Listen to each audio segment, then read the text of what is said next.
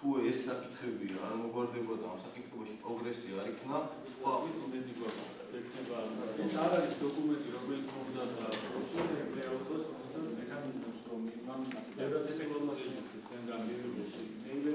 ეს არის უამრავი ხერხი, ეს არის კიდევ ერთხელ ეროვნული საფუძვლების სამყარო იქნა, როგორც ერთ-ერთი წყარო ამ პროგნოზირების და ვარაუდების ჩამოყალიბებას. დღეს ჩვენ სამოქალაქო სექტორს გავაცანით სტრატეგიული თავდაცვის მიმოხილვის დოკუმენტის პროექტი.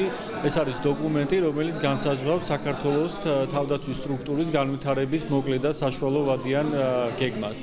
შესაბამისად, ჩვენთვის ძალიან მნიშვნელოვანია არასამთავრობო ორგანიზაციების წარმომადგენელთა პოზიციები ამ საკითხებთან დაკავშირებით. ზოგადად, ჩვენი ერთ-ერთი ძირითადი ამოცანაა, რომ ყველა იმ დოკუმენტის, ყველა იმ კონცეპტუალური დოკუმენტის შემუშავებაში უზრუნველყოთ სამოქალაქო სექტორის მაქსიმალური ჩართულობა. მნიშვნელოვანი შენიშვნები, რეკომენდაციები მივიღეთ, იყო საინტერესო დისკუსია.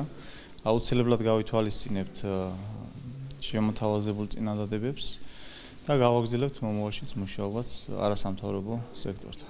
ეს არის ის თემები, რომელიც ბუნებრივია, რომ იწვევს საზოგადოების ძალიან მაღალ ინტერესს და აქედან გამომდინარე მისასალმებელია საზოგადოების და ანალიტიკური წრეების მაქსიმალური ჩართულობა ამ დოკუმენტის შემუშავებაში. მას შემდეგ რაც მოხდება დეტალურად ჩვენს მიერ განხილვა ამ დოკუმენტის, ჩვენ მივაწოდებთ ჩვენს რეკომენდაციებს და შენიშვნებს თავდაცვის სამინისტროს და შემდეგ უკვე მოხდება ამ დოკუმენტის გადახედვა ჩვენი შესაბამისი რეკომენდაციების თანახმად.